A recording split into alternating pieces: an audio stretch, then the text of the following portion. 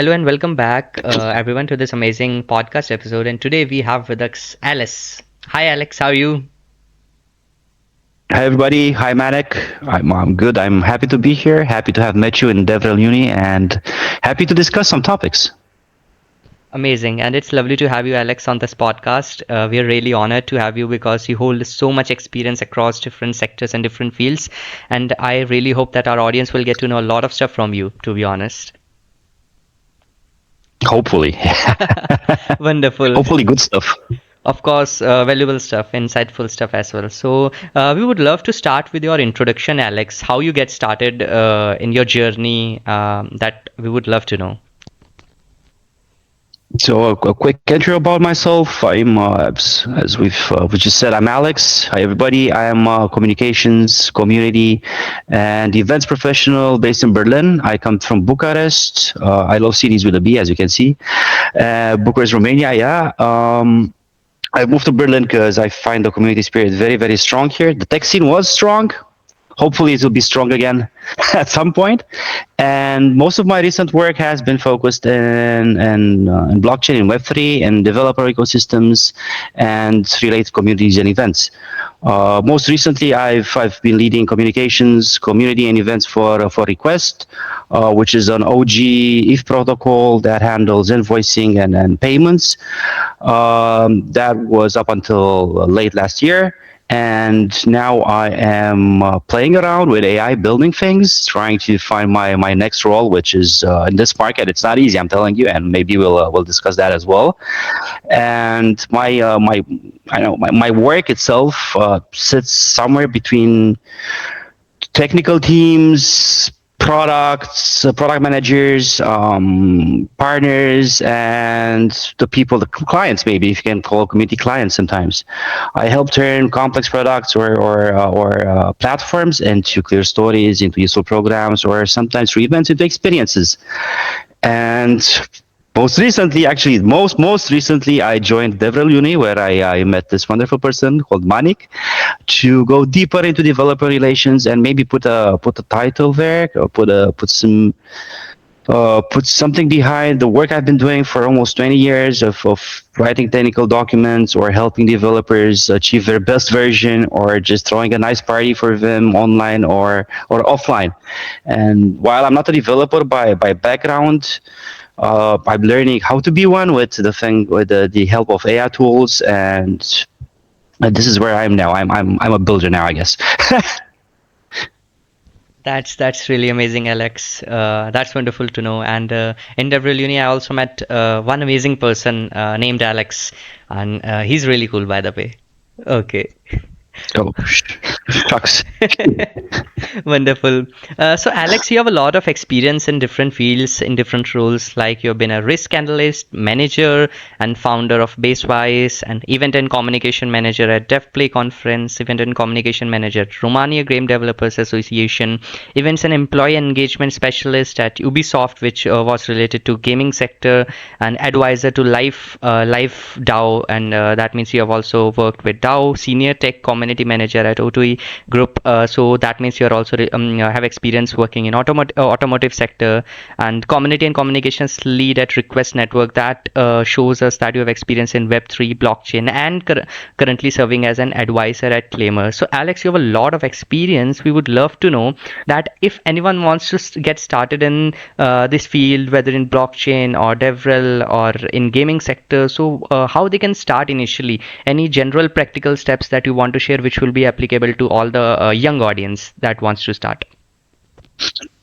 So just to be clear, I just started young. I'm not that old. I've done things, but I just started young. I had internet when I was very, very young, and thanks to having internet in the early 2000s, that was a big break. I cannot tell you how different it was, Manic. The internet was a whole different place.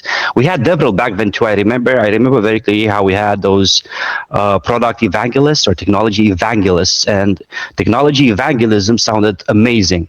And growing up with Yahoo, Alta Vista, Google, like Google was a good company back then. They had their "don't be evil" thing, and the internet was a different place. Growing up online made me realize that this is where I belong. Even though I was still going outside a lot, like I was touching grass every day. Kids in the early 2000s were still doing that, and it just made you realize that it's the place where I belong. I started at 16. I was writing FAQs for an internet chat protocol, internet relay chat protocol, way back when this was the technology people were using to message other people. I started, I grew up in Romania, dude. So piracy was big, still is big there, and I was, 15, 16. I had nothing, no money. So if I wanted to play a game or use this software, use Adobe, etc., I had to go online and download it somehow. So I started doing my own peer-to-peer network of file sharing. And at some point after a year, I was running the biggest one in the world, completely free, open source. Like, and I just found myself in places where there was the latest technology and people. And I started as a user most of the times, and ended up as an organizer or as a manager or as in the industry itself, working in the industry. Same with the events. I had my own events business when I was 19. I started my own events business. But why did I do that? I was 19. I was going out, parties, clubs, bars, whole nightlife. You know how it goes. And the first parties I went to in clubs, I was just like, this is cool, but I'm sure that I can do better. Next month I had my first flyer. I was talking to booking agencies, booking artists. I was talking to venue managers to book venues. So I always, like, the advice that I want to give to people is, if you like something and you think you can do better, just start doing it. Even if you start small, it can still grow. Even if the internet is not what it used to be, I believe that there are a lot more opportunities on the internet in 2026 compared to the internet in 2006, let's say. So just the point of the gig economy, which is rising a lot. There's a lot more opportunities, and just do something, even if it's small. Practical development advice as well. Start small. Don't build the next Grand Theft Auto. Build the next Mario. So the same way with starting. Just start with something small, and if you think you can do it better, just do it. I think that's the only advice, and the most important piece of advice I want to give to people. And maybe another personal example, if that works, is I stopped doing events. At the same time I was doing events, I was also working at a bank, because the truth is, when you have your own events business, sometimes you're not going to make money, even if you have sponsors. If it rains outside, the people who planned to come spontaneously to your party, planned spontaneously, I mean, they're not going to come anymore because it's raining. I'm not going to go outside. I'm not going to pay that guy the money. So you lose that money. And then you need a second job so you can pay for the first job that is a passion job. And I stopped doing events and stopped working at a bank simply because, like, in Bucharest, it became not hard, but we had some fires in clubs. It wasn't safe for people to be in clubs. It was a very weird situation. So I just, like, I cannot do this anymore. Let's do it in a more controlled environment. Let's go back to tech. And then I got the job in Ubisoft, which again started small, and I grew from events with 1,000 people to Ubisoft, which was a huge studio. I always had 2,000 people at events. It was 2,000 employees, and I always had 2,000 people at events. And all of them were working in tech, even though if it's game development. So you always had a nice chat with them, a nice banter. They knew what you were talking about. It was absolute pleasure. And so on and so forth. Just start doing something, see how you can help people, and then you will find your path. Ideally, when you are a teenager. That's really amazing, Alex. You had an roller coaster of a ride back then, and still you are living an adventurous life. It is, man. Amazing. Sorry if it sounds like rambling, but I do work in comms. Like, I've always talked the entire life. Even like, I need to start using Whisperflow. So Probably. as we are talking about AI tools, Alex, would love to know, how do you leverage AI in your work, and what tools do you use that increase your productivity these days to 10x productivity? Well, this is, where is it? Can I share my screen? Here you go. Can you capture that as well? This is my Yeah, it's other visible. screen, my other monitor. where I'm running Codex and then the Cloud Code in VS Code, building the DevRel Uni project. Sometimes pressing pressing enter. It's a press enter simulator. They call it Vibe Code, but I call it a press enter simulator. And yeah, I'm heavily using AI. I started using GPT. Was it '03 back in 2023 with request because of one big thing. When I took over communications and other functions at request, one of the things that we wanted to do was daily posting. Post daily, no matter what happens, at least once. Just post daily.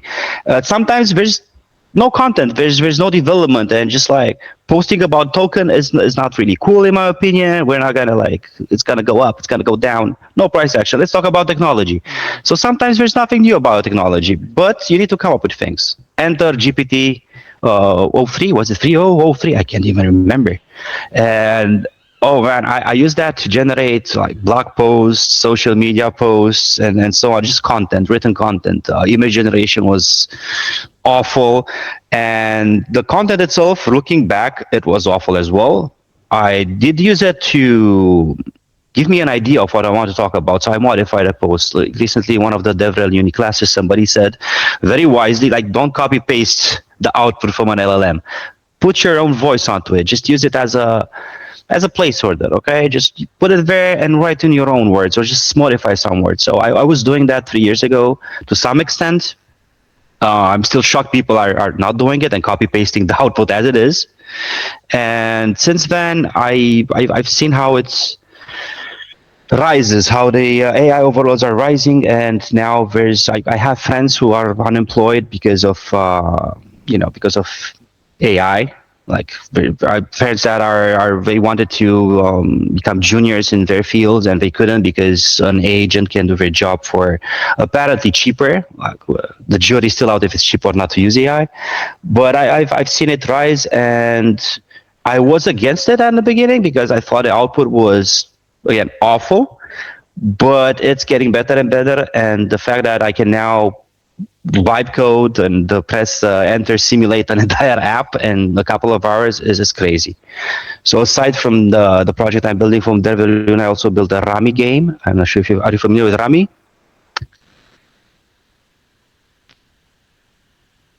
No, No. no, Okay. no. Maybe the European and American crowd are more familiar with Rami, especially the Europeans. So it's something I grew up with. I wanted to have a quick and free way to play with friends. Just drop a room code and start playing, and I built that in like 2 days. It's fully functional. It has leaderboards. It's crazy how fast you can build something. So that's why I said in the beginning, like I see myself as a builder now as well. I no offense to the actual builders. I don't want to insult the actual builders. Wonderful. So as we are So talking about yes, building I things, leverage AI a lot. wonderful. That's amazing to know, Alex. So as we are talking about building things, what are you building at DevRel Unit specifically, and why so? So the DevRel project is not the Rami game. That was just my Labrador energy spiking. It's a hackathon platform. What I'm building is a hackathon platform mainly because of one reason. It's hackers not getting paid. While at request and before that, so I've run hackathons for a decade.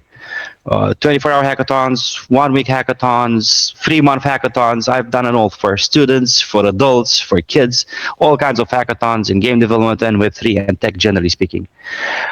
I've noticed that, especially in Web3, there's a lot of platforms, and shout out to Dora Hacks, for example, which is an amazing platform, but they don't want to take the responsibility of the money. None of the hackathon platforms want to be responsible for the money side of things.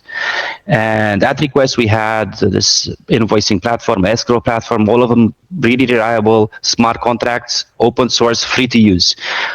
Nobody was using them again because of responsibility. So what I want to build is a white label um, hackathon platform, bare bones, with escrow features. So the idea is very simple. Sponsors are funding the hackathon prizes upfront, and winners get paid very quickly, just after the results are confirmed.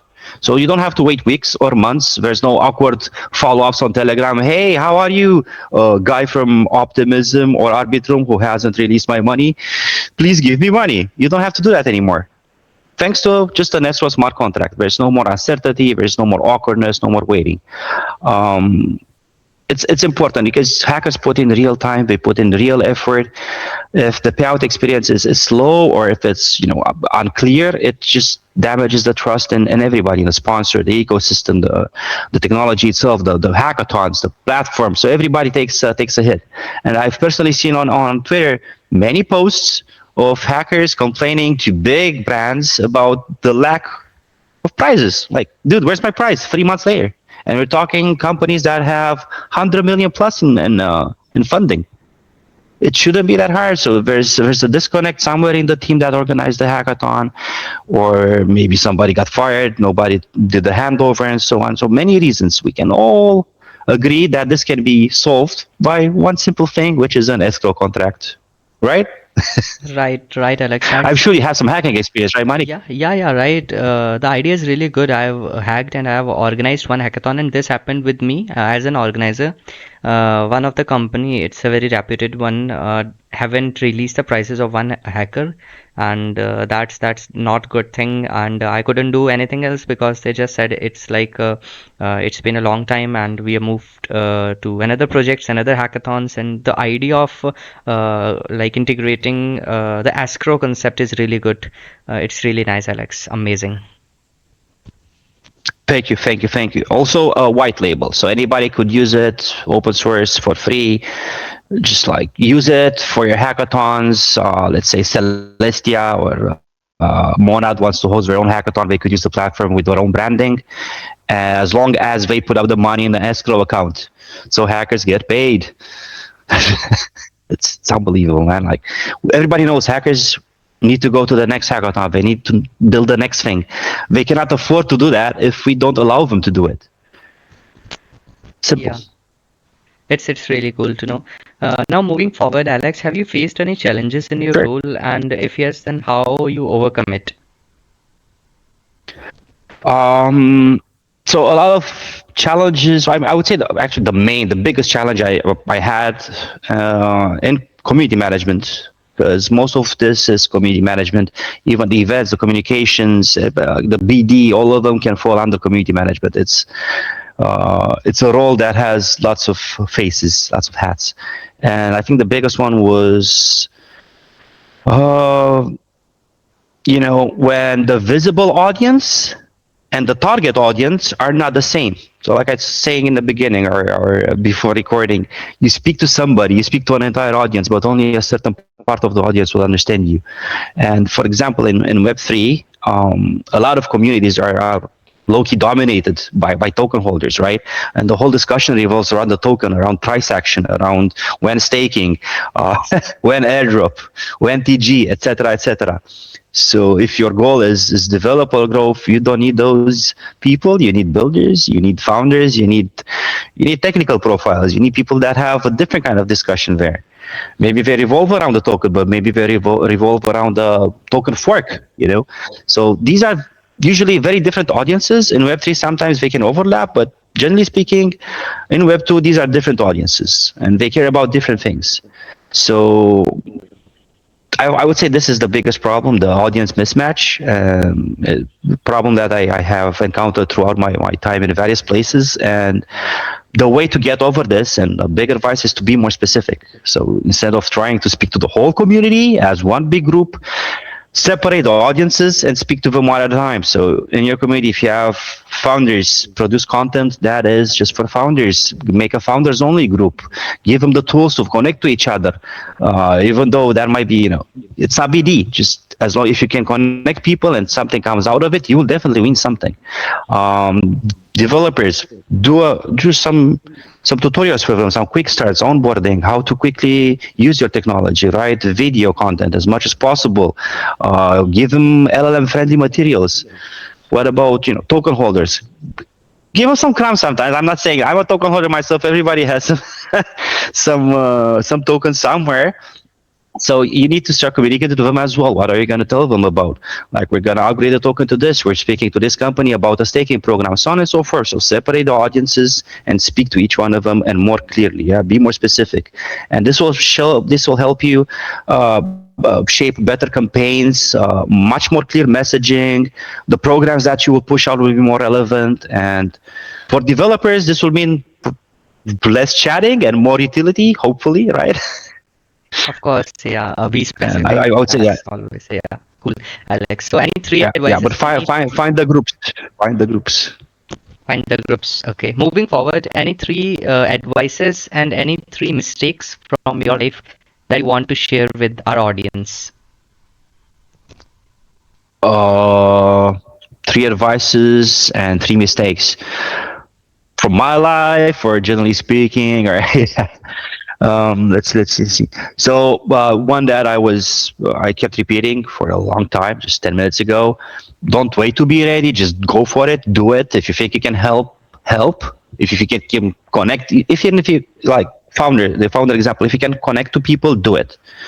Help people. Help somebody. Help a project. Just do it.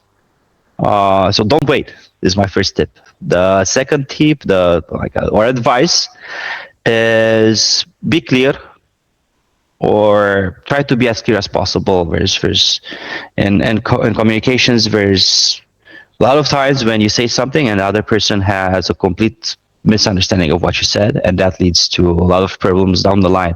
This also happens in personal relationships. I'm sure everybody has been through this, right? Maybe with partners, you say something and your partner misunderstands it, and then you get into a huge fight, and everybody tries to explain their side. Same in tech. Be clear. Be very explicit. Be very clear. Don't be afraid to type more. Nobody's gonna say like you've typed too much. Nobody's gonna say that. We can use AI to summarize. Don't worry. And the third advice would be something that I encountered very recently, and it's a personal problem of mine. Build proof of work. So have a website, a portfolio, movies, photos, content. So I've been doing stuff for 20 years, but if you were to tell me, like, show me a video from an event from 2010, that would be almost impossible. Like, the phones back then didn't have all of them cameras, or the video camera was extraordinarily bad, and the platforms that were hosting the videos are no longer available, and so on. So throughout your career, throughout your professional life, download that Google Drive where you are working.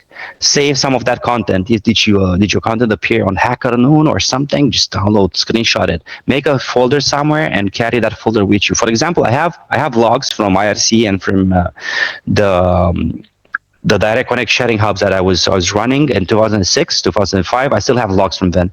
Like right here in my computer, I've got logs from back then. I kept the hard drives. I backed up the hard drives. And then when we came to SSDs, I then moved on to the SSDs, but I still kept my data. Keep your stuff as much as possible. Like I feel myself like when trying to get a job and they ask for all kinds of proof, that I cannot find it. This amazing Christmas party for Ubisoft 10 years ago with 2,000 people on the seaside, huge production, looked like a festival. I've got no videos. All of them are at Ubisoft and some server somewhere. So build proof of work. That is my third advice. So if I were to recap for advices, it would be don't wait, be clear, be explicit. You're not an LLM. What does it cost you? And third one is have proof of work or build proof of work. Oh, and you asked about mistakes too, right, Monik? Oh, Yeah, I don't Alex. make mistakes. We don't do mistakes, right? That's why we're at DevRel Uni, to learn about not making mistakes and talk to other people who don't make mistakes. So coming up from the third advice is a mistake that people do is wait too long to build public or to build proof of work. Waiting is hurting, right? Like in life, waiting is hurting. Don't say like I'm waiting for something. That will hurt you professionally and personally. Don't do that. That's the first one. Second mistake, let's see if we can reach number 3, but second mistake would be also, yeah, speaking to everybody. I enjoy speaking a lot, as you can see. And I can speak to everybody. I do speak to everybody, but in a professional setting, if you have an outcome to satisfy, if you have a KPI, don't talk to everyone. Don't talk to everybody. Just, better approach is to know exactly who you are speaking to, what they want, and what you can offer them. So know your customer, do some KYC basically. Know your clientele, know your audience. And the third mistake is don't personally, I underestimated myself. Like I've never been a developer, but ever since I was young, I was online and I was looking at people writing code, doing all kinds of crazy stuff, and I don't like code. Okay, it's okay to not like coding.